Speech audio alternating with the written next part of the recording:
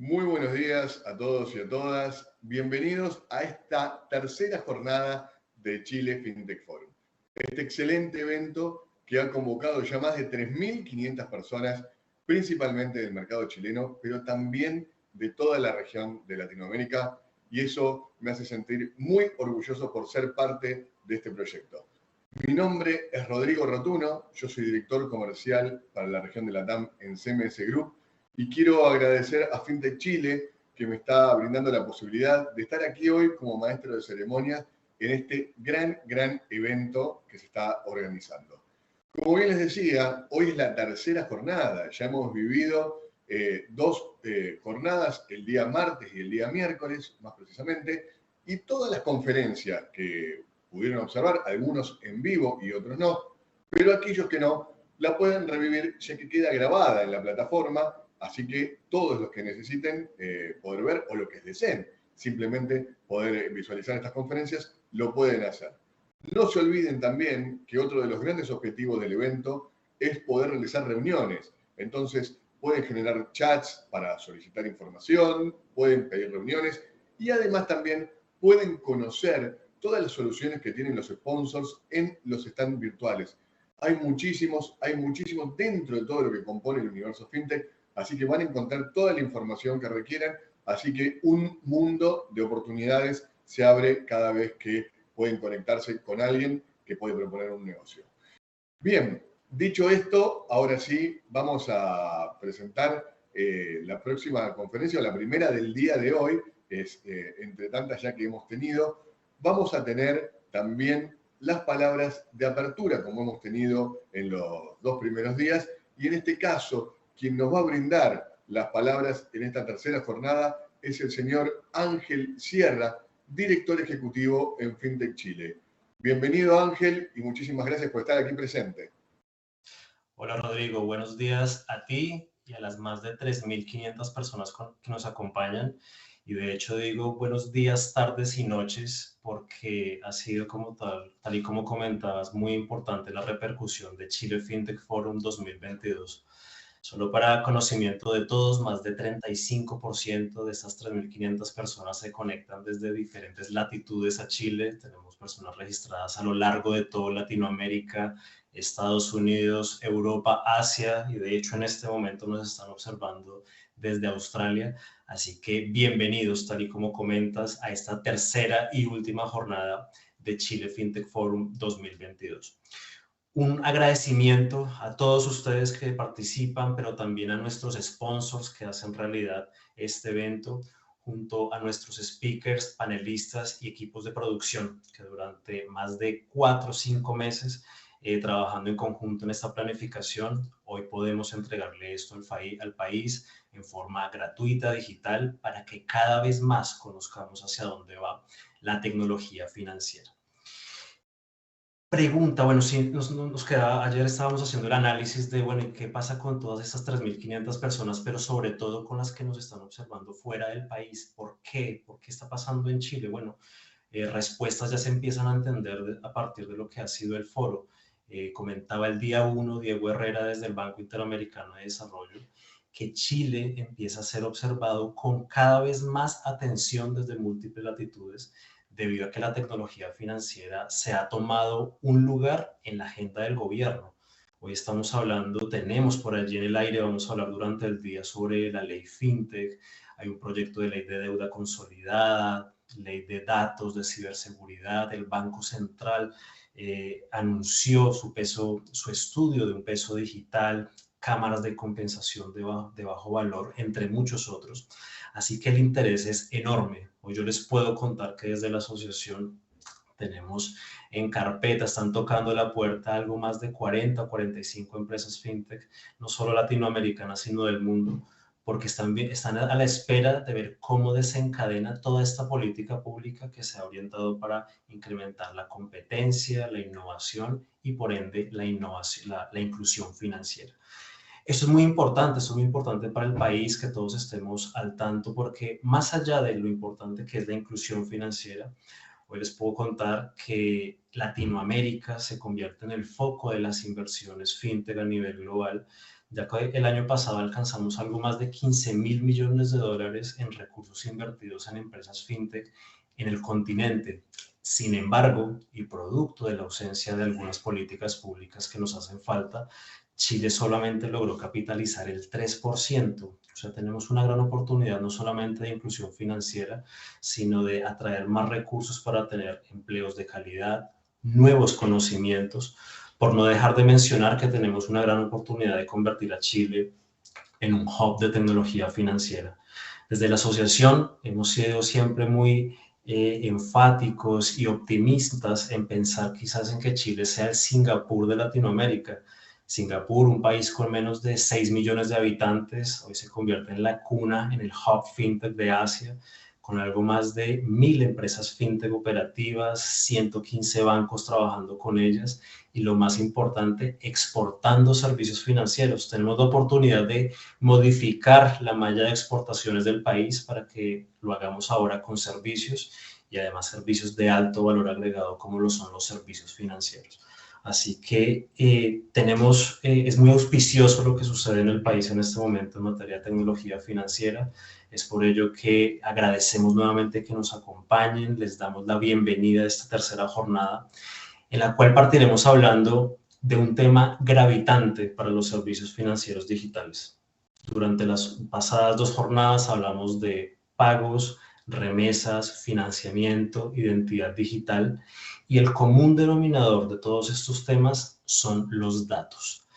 Algunos han mencionado los datos como el petróleo del siglo XXI, pero desde FinTech Chile creemos que es mucho más. Se queda corta esa frase para describir los datos. Los datos son energía eólica, es decir, energía infinita, que va a dar por los próximos años bastante prosperidad a las naciones en la medida en que sean bien usados esos datos y en particular en los servicios financieros, dado que con ellos se pueden personalizar nuevas ofertas a la ciudadanía y empresas.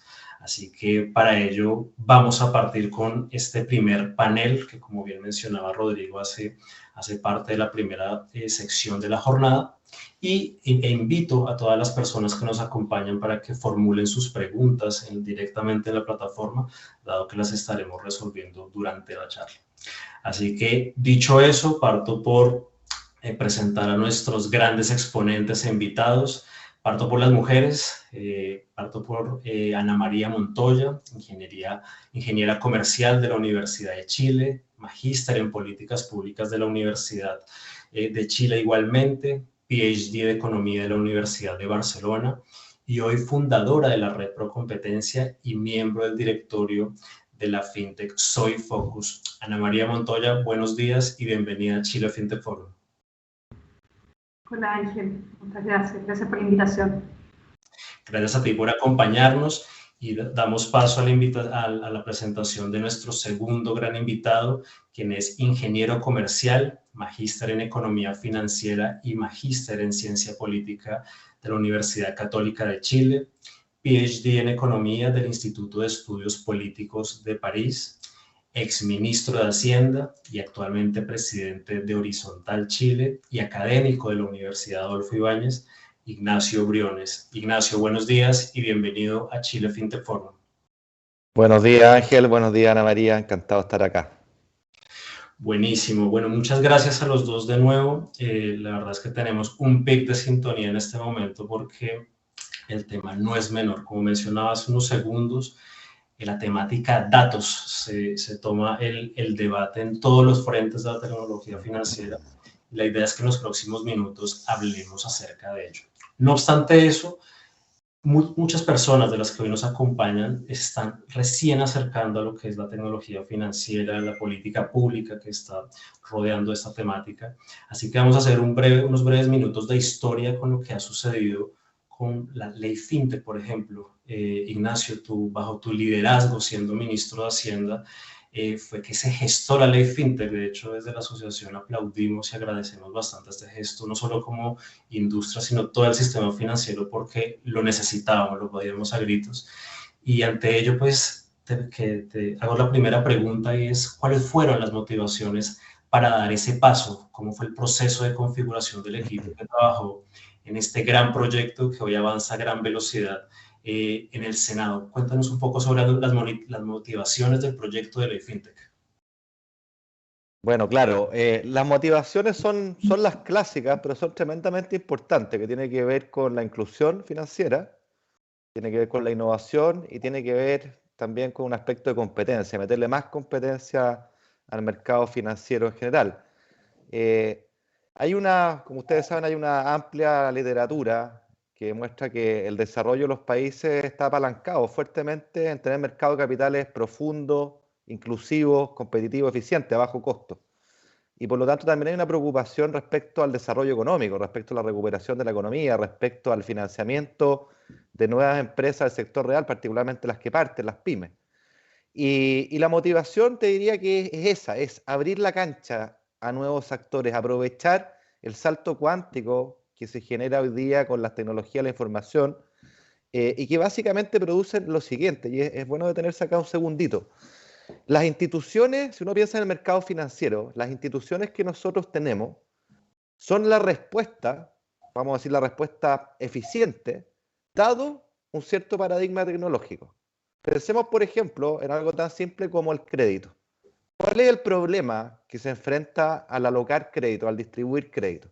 Bueno, varios problemas, ¿no es cierto? En primer lugar, encontrar los recursos que van a solventar ese crédito. ¿De dónde los levanto si es que yo no los tengo? Y por otro lado, ¿a quién se los presto? Y a la quien se los presto tiene varias dificultades, ¿no? Saber si esa persona es fiable, si me va a pagar. Saber si esa persona requiere exactamente el monto que yo tengo disponible. Y saber si esa persona o esa empresa está pensando en el mismo plazo que yo estoy dispuesto a prestar. Esos son puros problemas, o los economistas diríamos costos de transacción, que no es obvio resolverlos. Ni tú ni yo individualmente podemos resolverlos de manera eficiente, porque tendríamos que encontrar justo la empresa, la persona que requiera el monto que a mí me sobra en el plazo que yo tengo, y además tenemos el problema de evaluar el riesgo. Entonces, la tecnología disponible, ¿cuál es la solución que típicamente produjo y que está con nosotros hace siglos y es muy eficiente? Son los bancos.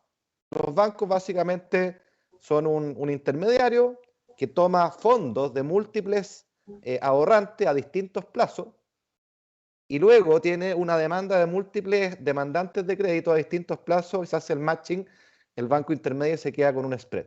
Y eso es súper eficiente, pero contingente a la tecnología disponible.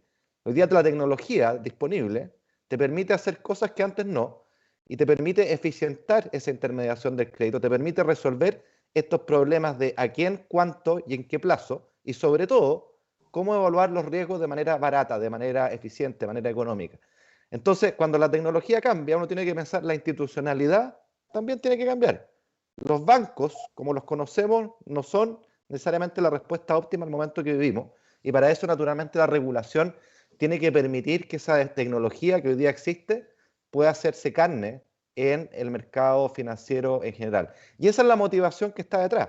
Hoy día, déjame ponerlo de otra manera, si la política pública no se hace cargo de esta oportunidad impresionante de manejo de toneladas de datos que nos permitan al final del día evaluar mejor, prestar mejor, responder a necesidades no cubiertas y hacerlo bajo costo, estamos como país desperdiciando una oportunidad enorme de desarrollo, de mayor inclusión, de mayor competencia, de mayor eficiencia en el mercado financiero. Termino con lo siguiente, en esta misma analogía que estoy haciendo. Si a uno le pregunta a alguien en la calle cuál es el negocio de un banco, si te pregunto a ti, Ángel, a quienes nos escuchan, típicamente vamos a responder, bueno, es tomar plata por un lado, prestarla por el otro y quedarme con un spread, ¿ya? Con una diferencia. Ese es el retorno, la retribución por el servicio, por la institución que propone el banco. Pero la verdad es que el negocio de los bancos es distinto. En realidad el negocio es un negocio de datos, es un negocio de información. Las finanzas son pura información. ¿Quién requiere la plata? ¿A qué plazo? ¿Y cómo evalúo los riesgos de no pago? Quien tenga ventajas en responder a esas tres preguntas ancladas en la tecnología le está haciendo un favor a la inclusión, a la competencia y al desarrollo de los países. Esa es la motivación central. Buenísimo. Ignacio, ahí acabas de mencionar bancos, pero es bien sabido que los servicios financieros son muy amplios, o sea, también son compañías de seguro, hay múltiples actores en la cadena de los servicios financieros. Y de hecho, el proyecto de ley que hoy está en el Congreso los cubre desde la óptica de finanzas abiertas. Todos los actores del sistema financiero van a compartir datos, por ende toca diferentes normativas. ¿Cómo fue esa configuración del equipo de trabajo que elaboró ese proyecto de ley? Sabemos que Ana María, de hecho, hizo parte, pero muchas personas, hubo mucho talento que hizo parte de ese proceso. ¿Cómo fue el proceso? Cuéntanos, por favor. Bueno, el proceso, como todo proceso, requiere parte de una idea, de una motivación, de una mirada de futuro. Y a partir de ahí, la verdad es que en Chile tenemos la suerte de tener gente muy capacitada y muy comprometida con estos principios que yo estoy diciendo. Y en el caso nuestro, cuando yo estaba en el Ministerio de Hacienda, tuve la suerte de contar, y sobre todo que ellas aceptasen, liderar este proyecto, que es Ana María Montoya, que está aquí con nosotros, y Rosaria Celedón, que venía saliendo de la CMF, era comisionada de la Comisión de Mercado Financiero de Chile, por lo tanto una persona que no solo comparte esta visión, sino que conoce mucho los aspectos regulatorios, y con Ana María, como economista experta en libre competencia, se hizo un match automático y muy virtuoso. ¿Ah? Y como tú dices, al final la visión, la mirada es mucho más que lo financiero o lo bancario, naturalmente. Estamos hablando de un entorno de datos abiertos que en realidad sirve para todo, sirve para la salud, sirve para las pensiones, sirve para las compañías de seguros y sirve para lo que llamamos la banca. Entonces tenemos como un primer círculo que es lo que diríamos la banca abierta, el open banking. Después tenemos un segundo círculo que son las finanzas abiertas, que involucra seguros, pensiones, inversiones, etcétera. Y un tercer círculo que es mucho más general a la economía, pero que todas ellas comparten un mismo sustrato, que es confiar, creer y ver el poder enorme que tienen los datos, que por vez primera en nuestra historia tenemos la capacidad de procesarlos de forma masiva a bajísimo costo. ¿Ah? Esa es la diferencia. Y para que ese ecosistema funcione hay que habilitarlo, la regulación tiene que habilitarlo, y esa habilitación supone que esos datos puedan ser compartidos. Supone invertir el paradigma, que esa información que típicamente nosotros dejamos en las instituciones con las que tradicionalmente trabajamos, que es nuestra información, pero que en realidad no es nuestra, porque quien la tiene es esa institución, es invertir ese paradigma y decir, ¿sabe qué? Esa información es de la persona, y esa información la puede compartir con quien él quiera. Por ejemplo, la información de mi historial de pagos, la información de mi cuenta corriente, la información de mis créditos, de mis consumos en la tarjeta. Toda esa información que tradicionalmente se asume que es de las instituciones, pero no. Lo que nosotros estamos diciendo acá, esa información es de la persona. Y esa persona puede dar su autorización para que otros actores accedan a esa información, que la procesen a bajo costo, y que en consecuencia puedan hacer ofertas más competitivas respecto a productos que hoy día ya tienen, como también ofrecer productos nuevos que hoy día no tienen y que su institución tradicional no le está entregando, porque básicamente tiene una infraestructura o un paradigma institucional o de negocio distinto al que la tecnología a través de otros actores puede hacer. Entonces la clave acá es entender que esa información es de las personas, de los consumidores, de las empresas, y la pueden mostrar, la pueden abrir con su consentimiento, de forma tal de generar un ecosistema más competitivo, más innovador, más virtuoso. Ese es el paradigma fundamental y, insisto, la regulación juega un rol fundamental para aquello, porque por de pronto esa información, para que sea procesable a bajo costo, tiene que ser interoperable, tiene que estar en algún estándar común que sea móvil entre las distintas y decenas de instituciones que puedan verla, de forma tal de poder procesarla a bajo costo. Absolutamente. Bueno, Ignacio, Ana María y todas las personas que nos acompañan, debe ser de su conocimiento que hoy en Latinoamérica se ha creado la Alianza Iberoamericana de FinTech, una federación en la cual se nuclean todas las asociaciones FinTech de la región, y han calificado el proyecto de ley FinTech con un 6/7. Es ejemplar la calificación, es un proyecto que aprendió, que capitalizó aciertos y desaciertos de otras geografías, porque no es trivial. Hoy FinTech se está regulando a nivel mundial y no es fácil identificar cuáles fueron las mejores y las no tan buenas prácticas que se tomaron para ello. Y allí aprovecho para preguntarte, Ana María, ¿cómo fue ese proceso? ¿Con qué gobiernos hablaron en ese proyecto en ese proceso de elaboración de la ley FinTech? ¿Qué anécdotas puedes contarnos y temas claves que fueron incorporados en este proyecto de ley que hoy es tan bien valorado por la industria a nivel regional e inclusive global? Bueno, Ángel, yo creo que lo primero, así para relevar, un poco tal como señala Ignacio, yo creo que como lo primero se partió, ¿no es cierto?, con un trabajo que venía avanzado en parte desde la CMF y el Banco Central. Yo creo que eso es importante relevarlo también. En la medida que ellos proponían regular ciertos modelos, pero muy basado en el mundo de inversión, ya era como más cercano al mundo de valores, así partió un poco lo que estaba proponiendo la CMF. Y creo que tal como decía Ignacio, el aporte más relevante que hicimos fue incorporar el valor de los datos como un factor de competencia, ya no solamente con un articulado genérico, de decir, bueno, se requiere un Open Banking o un Open Finance, sino que con medidas que faciliten la interoperabilidad, el pensando qué datos son necesarios, ¿no es cierto?, y el acceso a infraestructura. Yo creo que es importante mencionar que no solo los datos, sino que también este proyecto de ley, cuando tú mencionabas, tiene estos temas, ¿no?, que son valorados de un 6 y un 7 en las distintas jurisdicciones. Tiene que ver, yo creo, porque no es solo los datos, ¿no? Este proyecto de ley se hace a cargo también de temas de acceso a infraestructura entre proveedores financieros, que yo creo que es una deuda que tenemos, es un debe, donde efectivamente para poder conectar a distintos operadores se requiere acceso. Pero también hay acceso a medios de pago, que Open Data, tú sabes, tiene temas de iniciación de pago. O sea, los datos no son solo los datos, ¿no es cierto? También tiene que ver con acceso a escritura, en fin. Y ahí lo que hicimos básicamente fue mirar jurisdicciones que tuviesen los mismos objetivos en base a lo que Ignacio nos había pedido, ¿no?, de lo que se requería mover de este proyecto de ley. Miramos muy con detalle a Europa, sin duda, o sea, Europa, el PSD2, que son pioneros. Tú sabes que esa es una regulación que proviene en general de autoridades de competencia que tuvieron problemas conductuales, ¿no es cierto?, temas de exclusión de distintos actores. Por ende, era un proyecto de ley que ya venía pensado, o sea, en ese sentido no estábamos inventando tanto la rueda. Después miramos Brasil con mucho detalle, ¿no?, y también Australia. Yo creo que esos tres países nos reunimos con autoridades, nos reunimos con expertos de la OECD, por ejemplo, que estuvieron siempre liderando las discusiones en Europa, y en Australia lo mismo. Pero creo que es interesante mencionar que no solo miramos a estos países y obviamente los criterios que fueron fundándolos, sino que también fuimos a mirar países market driven, que se llaman, ¿no? Y en el fondo analizamos el por qué eso no es acorde y por qué los incentivos del sector privado no van a llegar por sí solos a los equilibrios que nosotros buscábamos. Entonces, básicamente eso fue esencial. Pero también hubo un trabajo muy colaborativo, que siempre se dice, bueno, mirar para afuera, replicar. Chile, ¿no es cierto?, estamos en Latinoamérica, son países distintos, ¿no?, con respecto a los europeos, los australianos. Básicamente hicimos un trabajo muy arduo con los oferentes locales.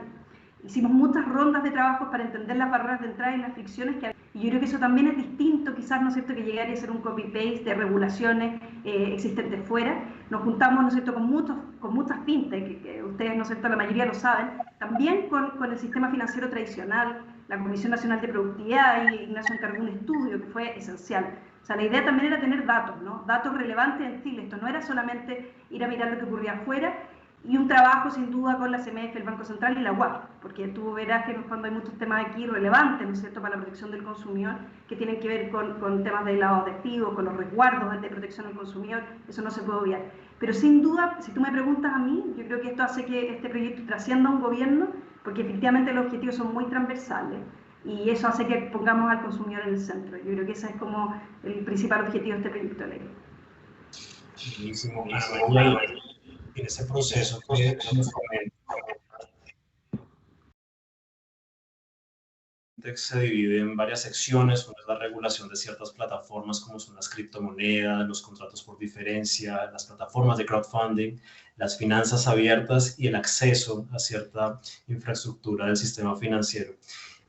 Vamos a seguir haciendo doble clic en lo que son las finanzas abiertas, que para muchos ha sido como el plato fuerte, lo de mayor impacto en el sistema financiero. ¿Tú tienes, Ana María, alguna visión de, bueno, esto nace también por una palabra que hemos ya mencionado, que son las asimetrías de información?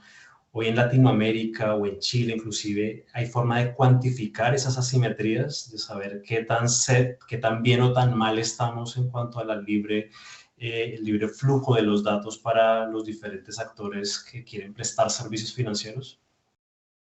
Yo creo que tu pregunta es crucial, ¿no? O sea, como el centro, digamos, del tema de las asimetrías o las barreras que existen. Yo creo que es importante entenderlo, que es desde el punto de vista del oferente y de la demanda, ¿no? O sea, hay dos focos que hay que mirar. Por un lado están los oferentes, donde sin duda, cuando tú ves estos modelos que son más market driven, Básicamente, cuando fluyen los datos es cuando hay un incentivo bilateral entre el banco el que tiene, o la institución financiera tradicional que tiene el custodio de los datos, por decirlo de alguna manera, y aquellos que no los tienen. Básicamente se genera esa transacción cuando hay un incentivo para ambas partes. Y esa es muchas veces la desventaja que se genera. Por eso, en general, tener marcos regulatorios, así como en Europa, ¿no? Que partieron, quienes tenían que compartir la información eran aquellos que tenían la mayor cantidad de información del cliente, y lo que se llama como a precio cero, donde efectivamente no es un precio cero porque es el principal valor que tiene. Básicamente, el resguardo, el marco regulatorio tiene que hacerse cargo de esas asimetrías para ver cómo se va compartiendo la información. Sin duda, en Chile, si tú te fijas, el Open Banking ya está funcionando. O sea, si uno lo viera, esta parte market driven, pero la pregunta es ¿está ocurriendo en la intensidad que se requiere para los objetivos de competencia e inclusión financiera? La verdad que la respuesta es que no, ¿ya? Entonces, efectivamente, hay un vacío. Y desde el punto del consumidor es lo mismo, ¿no? Ignacio sacó un proyecto de ley que es el de portabilidad financiera, donde efectivamente lo que incentivaba era a que el consumidor pueda aportar sus datos. Aquí viene desde el punto de vista de la demanda, ¿no es cierto? Para disminuir costos de transacción, disminuir costos de búsqueda, etcétera. Y bueno, y ahí entramos a este tema, ¿no es cierto?, de que sea con consentimiento del cliente y que él pueda aportar los datos que él considere relevantes. Y en ese caso, ¿no es cierto?, estamos muy en el ambiente de los créditos, muy en el ambiente de los productos financieros, pero hay muchos otros datos para la administración de finanzas personales, para la búsqueda de información, para los scoring. Tú mencionabas el tema del nivel de endeudamiento. Hay muchos datos que no se están compartiendo y son relevantes. Y sin un marco regulatorio que fuerce a eso, la verdad que es difícil que ocurra. O sea, todavía hay un desafío, ¿no? Perfecto. Efectivamente, desde la asociación estuvimos muy atentos a lo que fue ese proyecto de ley de portabilidad financiera, porque de hecho desde la asociación se levantaba que era una versión 1.0 del Open Banking, dado que había portabilidad de datos principalmente. Ignacio, desde tu óptica, dado que fuiste el gestor de este proyecto de ley, ¿qué aciertos y desaciertos hubo en este proyecto, por lo menos en la parte de operativizarlo? ¿Qué observas? ¿Cuál ha sido el balance a hoy? ¿Y cómo podríamos capitalizar esos aprendizajes para la implementación de un sistema de finanzas abiertas en el total del sistema financiero del país? Bueno, para ser bien justo y exacto, esa ley se la demos a mi predecesor, a mi antecesor Felipe Larraín. A mí me tocó simplemente aprobarla, pero era una ley que ya estaba egresada y conversada. Y tu pregunta es muy relevante porque ofrece varias lecciones. Cuando salió esa ley, hubo que hacer un reglamento que lo hiciera operativo, naturalmente. Yo estaba muy contento, porque como tú bien dices, esto es como una previa, un anticipo de una cuestión mayor, que es el Open Banking y después el Open Finance. En general, es el camino, esa es la ruta que tenemos que recorrer. Y aprovecho de hacer acá un paréntesis. Yo creo que esa ruta a recorrer es muy importante tener elevadas cuotas de humildad y no querer saltarse etapas. Yo creo que acá hay que pilotear las cosas, hay que ir haciendo los cambios regulatorios de forma gradual, observando qué funciona, qué no, anclándose en la experiencia comparada. Y ahí lo que decía Ana María fue fundamental en el trabajo de ella, no solo revisar la experiencia de otros países, sino que juntarse con los reguladores y en base a su experiencia ver qué cosas funcionaban y qué cosas no. Y en el caso de portabilidad financiera yo creo que hay varias lecciones, porque la verdad es que no tuvo, en los datos al menos, y entiendo que la CMF está haciendo una evaluación de esto hoy día, corrígeme Ana María, no tuvo la penetración que nosotros esperábamos. O sea, algo pasó en la praxis que lo trancó. Uno no observa un volumen masivo de personas que portaron sus créditos hipotecarios, por ejemplo, de banco a banco. Y esto puede deberse a dos razones, y la verdad es que no tenemos todavía esa evaluación para tener un juicio categórico. Puede deberse a que en el proceso, en la parte operativa, los propios actores hayan trancado el proceso, ¿ya? Y lo hayan hecho difícil, engorroso, y que en consecuencia las personas desistan de su deseo de migrar sus créditos. O puede ser, y esto es un resultado benéfico, que la propia institución financiera que tenía el crédito original, cuando el cliente le dice, ¿sabes qué? Quiero mis datos porque me los voy a llevar al banco al lado, que me va a ofrecer una menor tasa, el propio banco le dice, no, quédese conmigo, que yo le voy a bajar la tasa. Que igual se logra ese efecto competitivo que al final es el que uno quiere. Entonces, creo que nos queda todavía una evaluación, pero yo suscribiendo lo que dice Ana María, quienes creemos en los mercados, y yo creo profundamente en el poder de los mercados y en la competencia, estamos conscientes que la autorregulación es una parte fundamental. Si los actores no se autorregulan en una serie de ámbitos, terminamos en un esquema en que todo pasa a ser regulado y muchas veces sobre-regulado. Hay una especie de overshooting.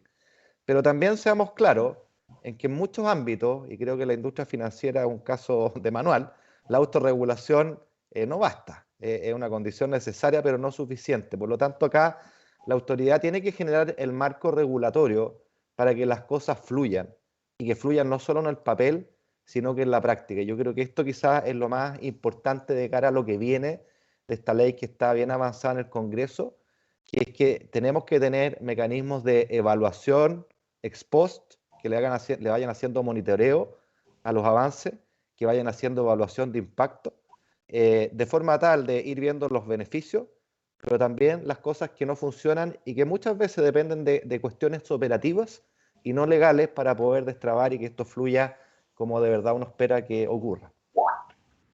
Monitoreo, esa palabra sí que es clave, Ignacio. Definitivamente todos los países deben estar muy atentos con lo que sucede a nivel regional y global. Solo contarles e invitar a las personas que nos acompañan que el Banco Interamericano de Desarrollo hace ya 3 años creó un bien público regional que se llama FinTech LAC, el cual es una instancia donde reguladores, asociaciones fintech y todos los países se reúnen para dialogar y entender lo que está pasando a nivel de política pública en tecnología financiera. Muy recomendado para que todos lo sigan, dado que esto es muy dinámico, todo lo que está sucediendo a nivel regional es muy, muy dinámico. Y en línea con ella, paso a preguntarte, Ana María, recientemente tú hiciste un estudio con Rosario Saledón y en conjunto con la Universidad de Adolfo Ibáñez sobre el estado actual de las finanzas abiertas en Latinoamérica. ¿Cuáles fueron los hallazgos? ¿Qué tan cerca, qué tan bien o mal estamos respecto a otros países? ¿Y para dónde van las cosas en materia de finanzas abiertas? Sí, Ángel. Bueno, primero ese estudio contarles como del interés, un policy paper, ya que nos solicitaron desde la Universidad de Berkeley, donde básicamente en Estados Unidos, que ustedes saben que tiene una regulación que es bastante más market driven, aunque si bien Biden sacó, ¿no es cierto?, alguna instrucción solicitando la portabilidad de datos, automatizando la portabilidad de datos financieros, básicamente están muy interesados en ver cuál es el estado de la innovación financiera y la fintech en América Latina, ¿ya? Entonces tiene como un marco de identificar cuál es el estado de la innovación en términos de fintech en Latinoamérica.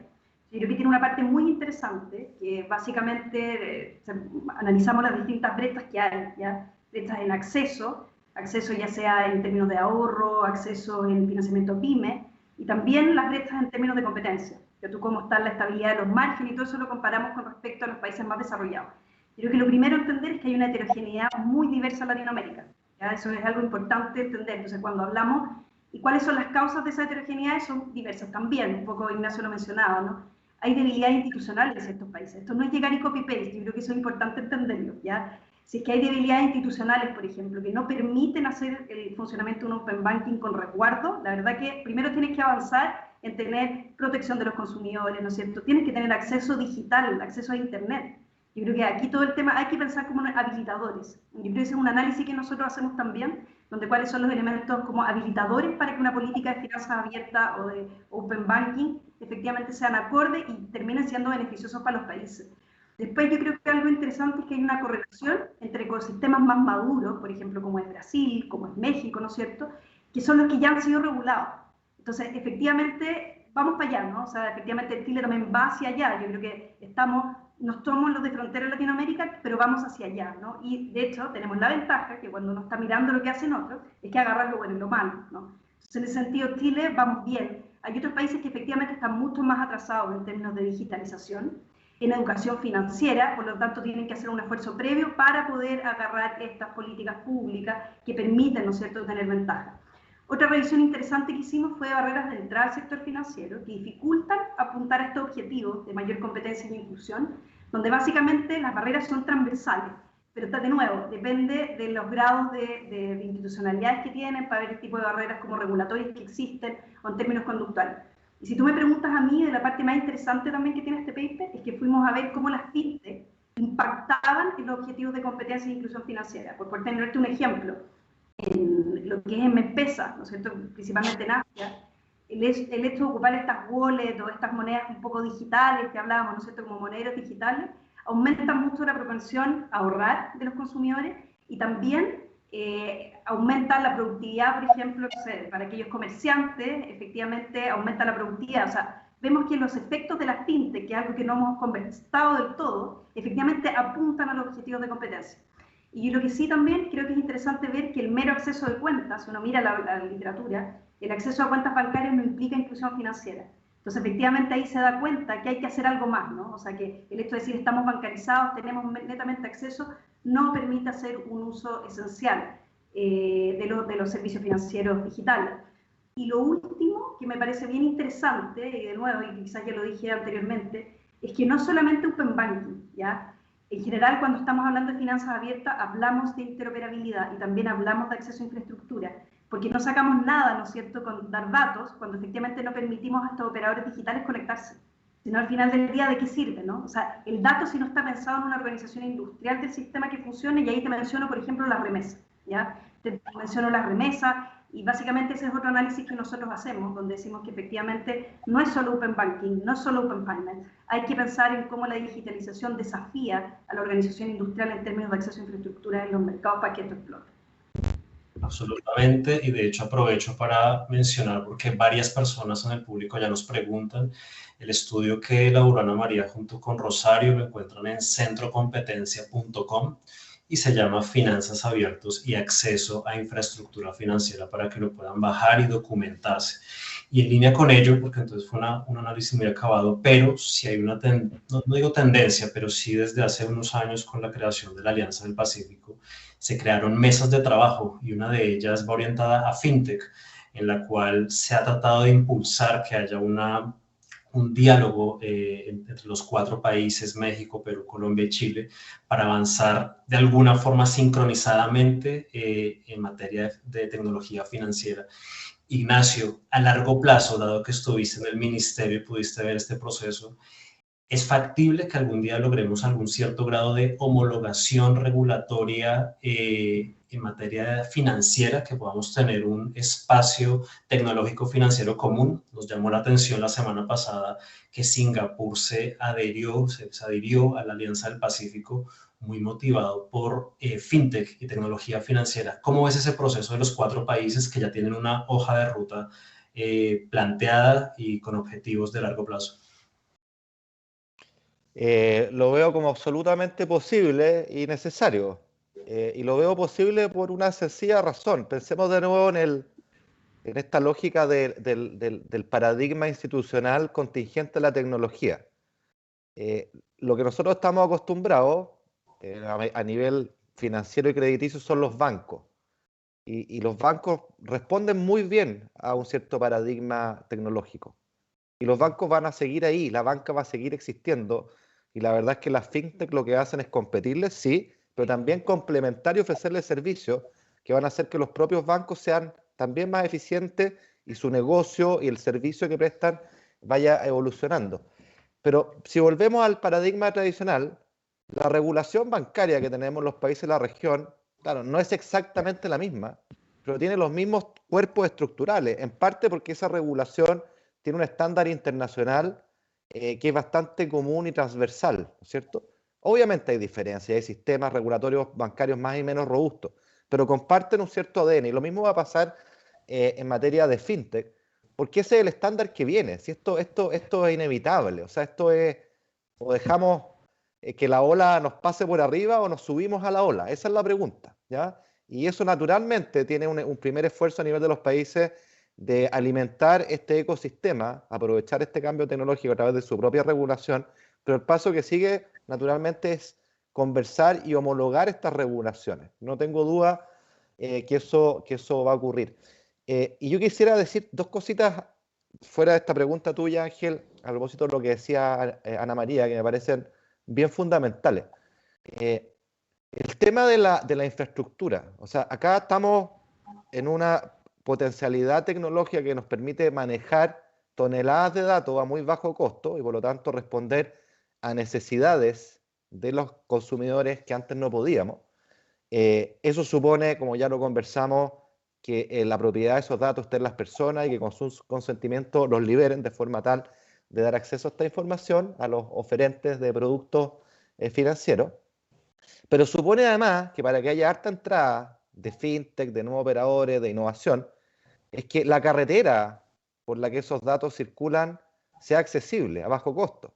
Esto es parecido a los monopolios naturales, cuando uno dice, voy a construir tantas carreteras como oferentes haya, o en realidad voy a hacer una sola carretera porque es lo eficiente, pero la voy a licitar a aquella persona o aquel operador que me ofrezca la menor tarifa. De alguna manera eso es lo que se trata acá. Igual cuando hablamos de interconexión de bolsa, que es un proyecto que también se aprobó en Chile, me tocó impulsarlo, tenemos que pensar en lo mismo. Acá hay una suerte de facilidad esencial en la cual los chicos, los nuevos entrantes, puedan colgarse, puedan subirse, naturalmente pagar la tarifa o el costo marginal que ellos generan, pero en caso alguno negarle y obligarle a hacer una segunda carretera, porque ahí tú eliminas todas las ventajas de costo y las eficiencias que este salto tecnológico tiene. Y por último, yo quisiera redoblar lo que decía Ana María respecto al tema de las asimetrías de información. Si cuando hablamos del poder de los datos, lo que estamos hablando es que potencialmente, si la regulación lo permite, porque la tecnología ya permite hacerlo, lo que estamos planteando acá es bajar esas asimetrías de información. Y cuando hay asimetrías de información, sabemos lo que pasa. Si esto está en ese viejo paper maravilloso de Akerlof del mercado de los limones, que cuando hay asimetría de información tiende a primar el mercado para el producto malo, no el mejor ni el más barato. Cuando abrimos esa información y permitimos que los actores compiten y que los precios sean los verdaderos, bueno, vamos a tener más innovación, vamos a tener más inclusión, vamos a tener más eficiencia, más crecimiento económico y menos precios. De eso se trata toda esta historia, creo yo. Absolutamente, Ignacio, y mencionaste algo muy importante respecto a la colaboración, porque si bien toda esta política pública se está creando para la competencia, aquí también hay espacios para la colaboración y que la banca también capitalice lo que se genera. O sea, a nosotros nos llama la atención como asociación, y de hecho desde muchos países también lo miran con particular atención, es como algunos bancos chilenos ya hacen lectura de datos. O sea, esta dinámica de finanzas abiertas u open banking ya existe en Chile, no con APIs, pero sí a través del web scraping. Así que los bancos también capitalizan esto. O sea, esto realmente, si bien el centro es el usuario, todos los actores que se pongan al día, como tú bien dices, subirse a la ola a tiempo además, porque una cosa es cuando ya va muy arriba y han sido otros los que han tomado la ventaja. Esto también se capitaliza para obviamente generar mayor negocio y mejores condiciones para los clientes. Así que no es solamente para las fintech, los bancos que también se pongan al día van a capitalizar definitivamente estas medidas para sus negocios.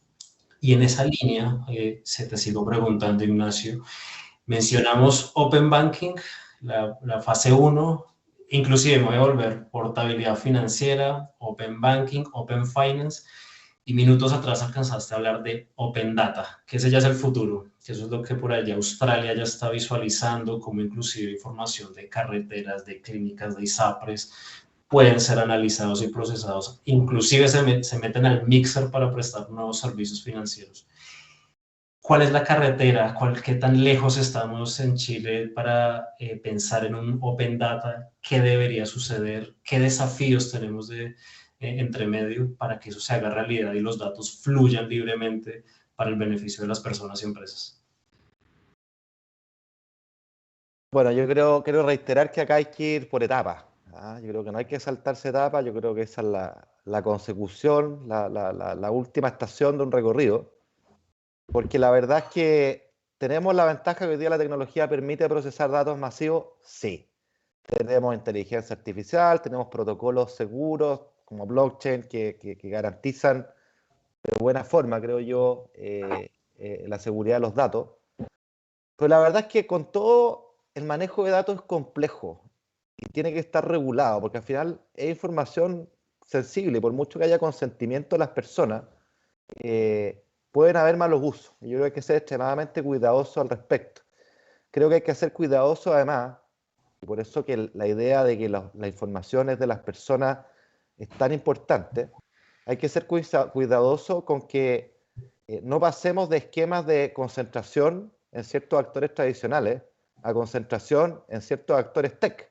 El gran debate que hay en el mundo, ustedes lo saben mejor que yo, pero una de las particularidades del mundo digital, ¿no es cierto?, y de las redes, son las llamadas externalidades de red. O sea, Facebook y Amazon y todos los grandes, lo que crean son grandes redes, y una vez que tienen la red, eso le da una tremenda ventaja competitiva, y por eso que muchas veces todos estos servicios son gratis, entre comillas, al principio.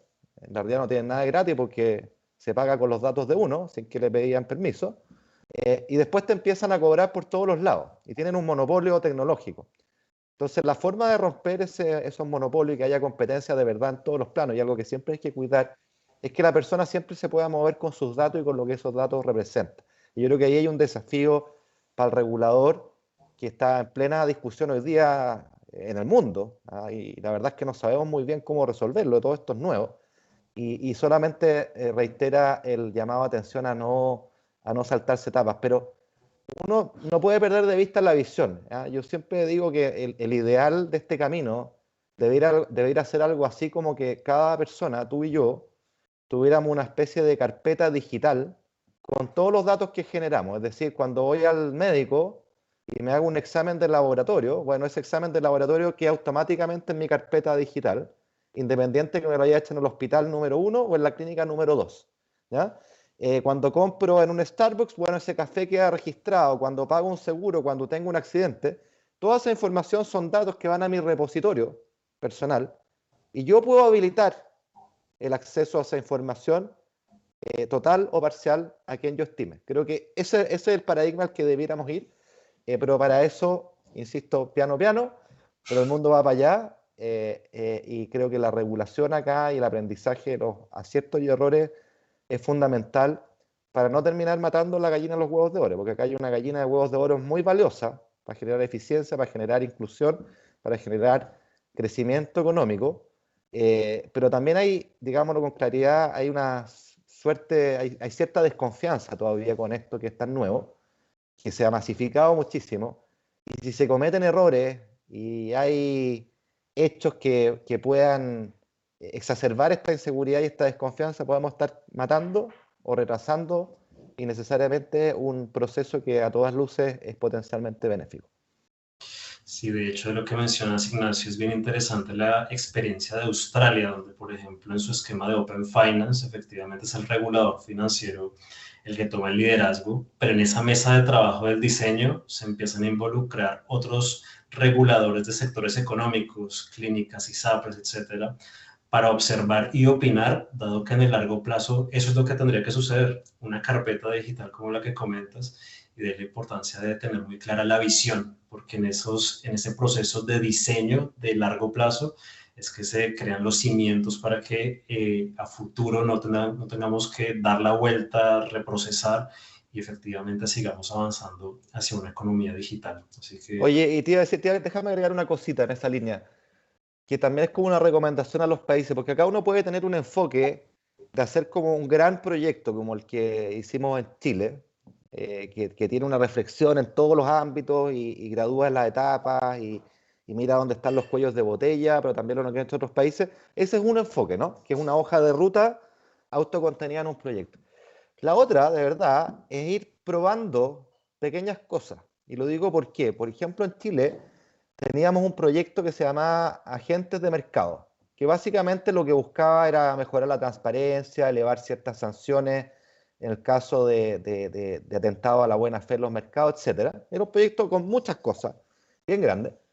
Y en el camino nosotros se nos ocurrió, en la parte de seguro, decir, oye, bueno, acá la verdad es que deberíamos ponerle un artículo más que diga que en realidad las empresas de seguro, cuando el consumidor, el cliente lo demanda, lo pide, tenga que mostrar los productos que tiene con esa persona y los valores. Y esa información queda abierta para que las otras compañías de seguro puedan llegar y decir, mira Ángel, vi que mostraste tu información y yo te quiero ofrecer el mismo seguro a un menor precio o un seguro mejor al mismo precio.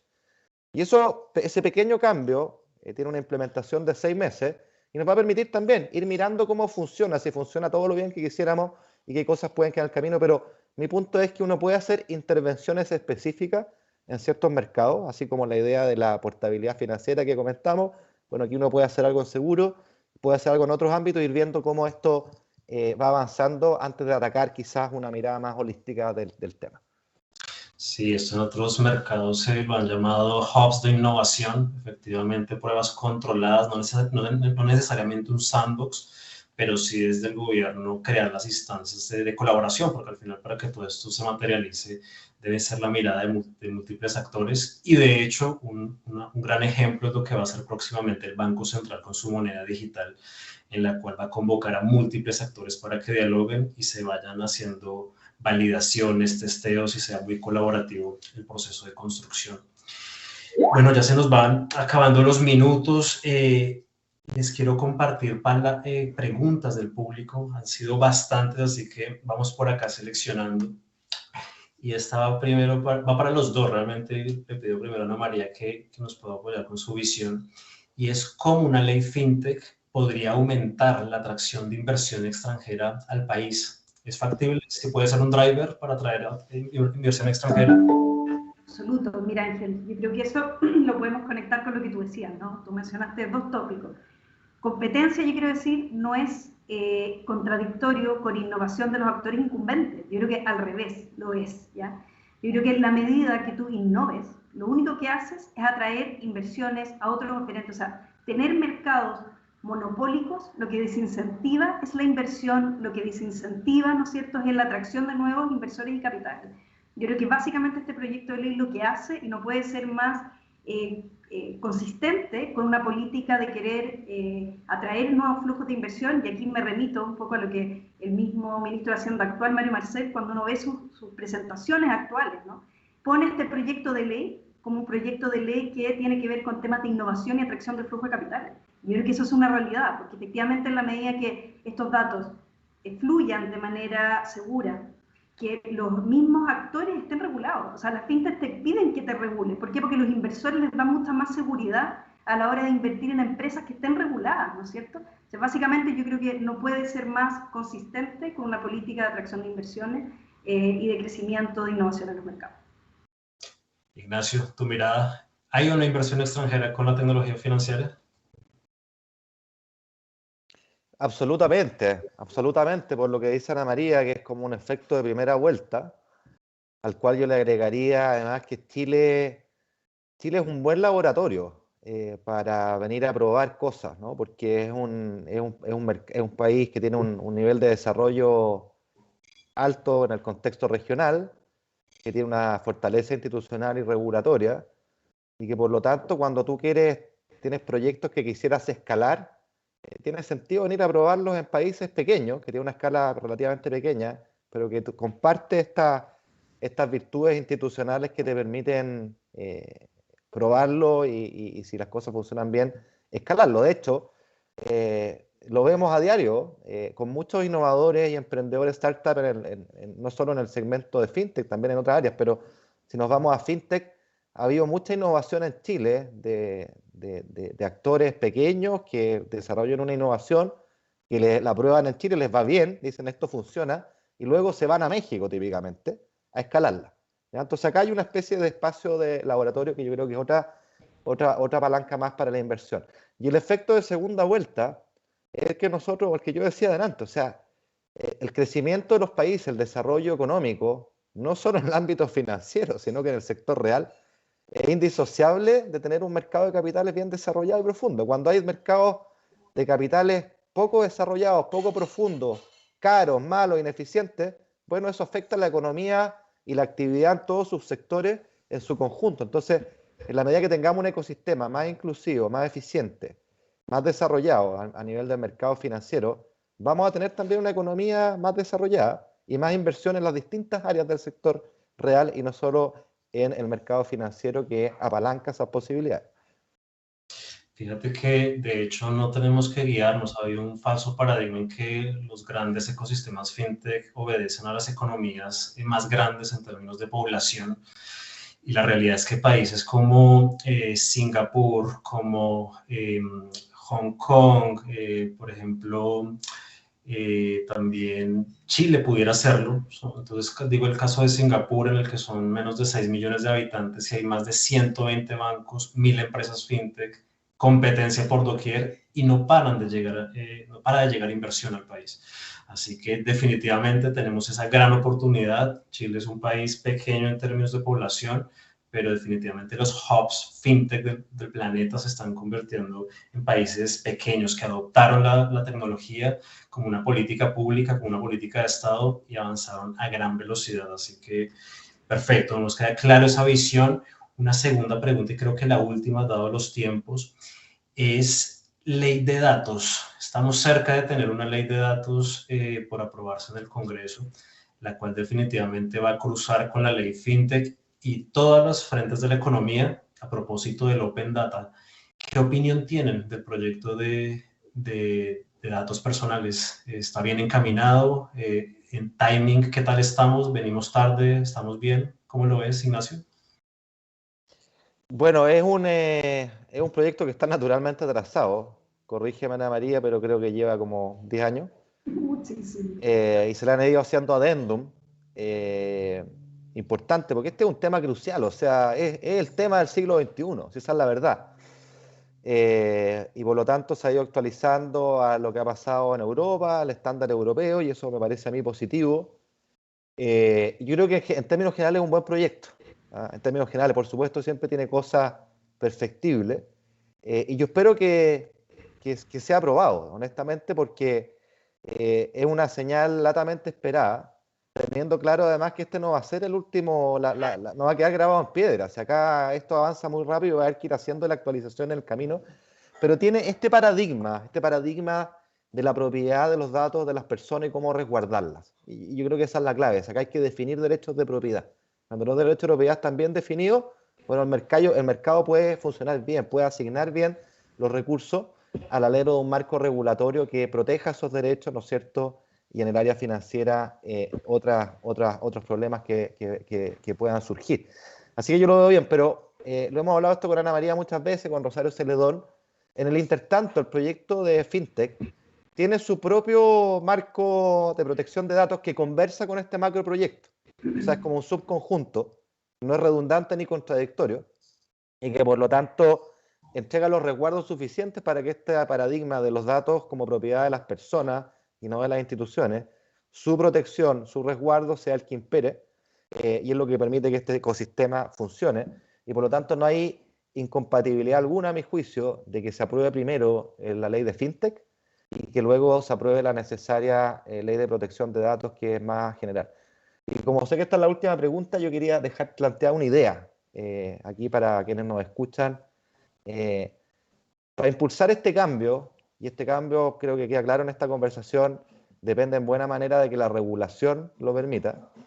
Y la regulación, todos lo sabemos, en todos los países está afectada por los incumbentes, que van a buscar retrasarla. Para poder avanzar con mayor celeridad en esto, yo creo que es fundamental mostrar dos cosas. Uno, lo que tú decías, Ángel, y que Anita subrayaba, que es entender que esta revolución digital y la revolución FinTech no es solamente una competencia para los actores tradicionales, sino que puede ser un complemento que permite agrandar la torta, ¿cierto? Y que por lo tanto hay oportunidades de negocio muy fundamentales para los actores incumbentes, sin perjuicio de que si no se suben a la ola les va a pasar por encima, eso creo yo, ¿ya? Entonces es importante ver esto no como una pelea entre actores, sino que algo como más colaborativo, que beneficia al sistema todo. Yo creo que esa es una cruzada que hay que hacer, porque no está suficientemente instalada, me temo.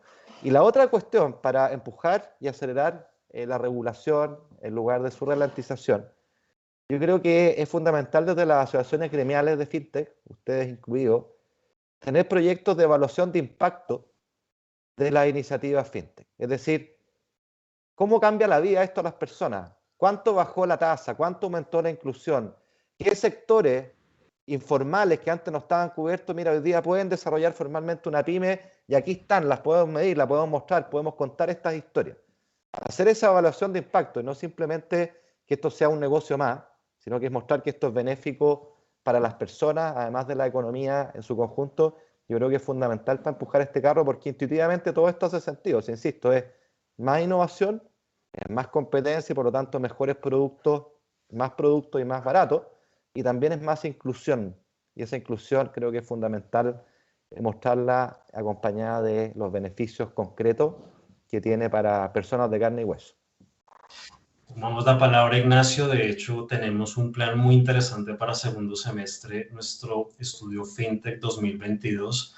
Bastantes cosas han sucedido desde que con Ana María Montoya, el BID, el Ministerio de Hacienda, hicimos el estudio con Finovista, porque definitivamente hay que hacerle monitoreo y, como tú bien dices, medir el impacto que está generando en la economía. Así que tomamos la palabra, Ignacio, y Ana María, tus palabras finales, proyecto de ley de datos y futuro de la normativa FinTech en el país.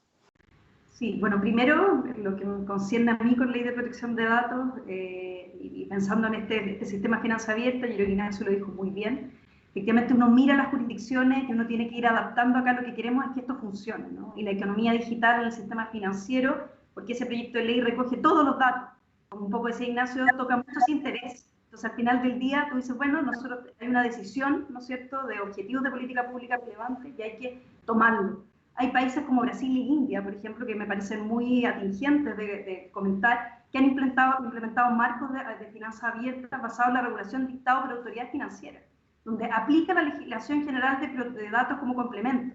Entonces yo creo que tenemos que ser creativos cuando buscamos un objetivo en ver cómo lo hacemos para que efectivamente las restricciones que se ponen por multiplicidad de otros operantes en otros mercados no rigidicen que esto avance. Yo creo que ese es un punto.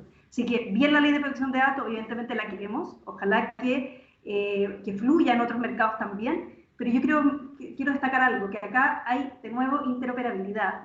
La ley de protección de datos es genérica, acá hay un sistema montado, ¿no?, para que esto funcione, para que los datos fluyan. Entonces esto es como un paso más adelante, efectivamente, de que solo hablar de protección de datos en términos generales, evidentemente pensando en el resguardo de los clientes, que al final ese es el foco esencial. Yo quisiera decir dos cosas adicionales que me parecen muy importantes. Uno tiene que ver con el tema de la coordinación entre autoridades, ¿ya? Cuando nosotros estamos mirando esto afuera, en general, Ignacio algo mencionó, ¿no es cierto?, que por ejemplo vemos Europa, donde está sacando toda esta norma de los Digital Act, para impedir que las Big Tech efectivamente terminen monopolizando los mercados, que no es lo que queremos, ¿no? Entonces, efectivamente tú necesitas una coordinación entre una autoridad de competencia, un regulador financiero y también un Ministerio de Hacienda, ¿no?, que al final del día, o reguladores financieros como el Banco Central, la CMF, que un poco, ¿no es cierto?, es lo que emuló el tema de tasas de intercambio, pero en verdad estos temas se requiere pensarlos bien, se requiere ver efectivamente cuando tú abres la llave, digamos, de qué datos vas a compartir, cuál es el efecto que se puede generar.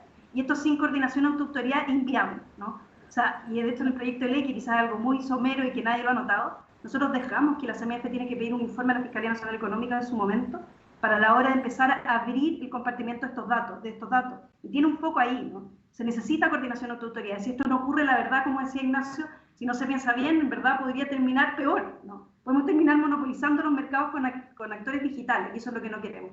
Eso por un lado. Y por otro lado, me gustaría decir que claro, efectivamente, esta es como la primera piedra de la economía digital, que esperamos que fluya para otros mercados y que lo ocupemos efectivamente como un piloto. Yo creo que podría ser algo interesante para verlo en los otros mercados en Chile. El poder de los datos, ese fue el título de este panel. Como se pueden dar cuenta, es el presente y futuro. Hoy invitamos desde FinTech Chile a todos los miles de profesionales que nos están siguiendo, no solamente a los bancos, a las FinTech, para que nos sigamos capacitando en esta materia. Estamos a la vuelta de la esquina de un proyecto de ley de datos que va a replantear muchas cosas en la forma en que se trata, en la forma en que se maneja el consentimiento y todo lo que va a conectar con el sistema financiero. Así que una invitación a la academia, que sigamos fomentando el conocimiento en esta materia, dado que, como bien decía Ana María, es la piedra angular, es la primera piedra para la construcción de los servicios financieros digitales. Ana María Montoya, Ignacio Briones, muchas gracias por haber participado de Chile FinTech Forum. Esperamos que en 2023 nos podamos ver en formato presencial. Desde acá es una decisión, ojalá la pandemia no nos vaya a jugar más malas pasadas, pero es una decisión que en 2023 nos veamos en forma presencial. Y de nuevo, gracias por acompañarnos. Buenísimo, muchas gracias a ustedes. Muchas gracias. Éxito. Chao. Bueno, muchísimas gracias por este excelente panel.